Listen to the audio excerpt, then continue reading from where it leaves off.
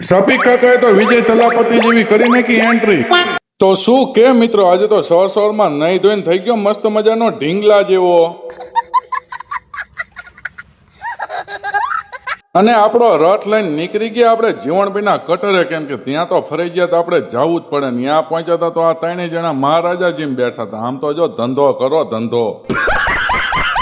હાલો તારે બેઠા બેઠા તો બપોર પડી ગઈ એટલે નીકળી ગયા ઘરે ને ઘરે જઈને હવે હુઈ જઈશું. પાછા સાંજે ચા પાણી પીને નીકળી ગયા બહાર, કારણ કે આપણા રથમાં કંઈક અવાજ આવવા માંડ્યો હતો એટલે ગેરેજે જતા રહે. ગેરેજે જઈ એટલે પહેલા ચા મંગાવી નાખે ને આ ભાઈ વિચારતા હતા બંગાળમાં મમતા હેરી કેમ.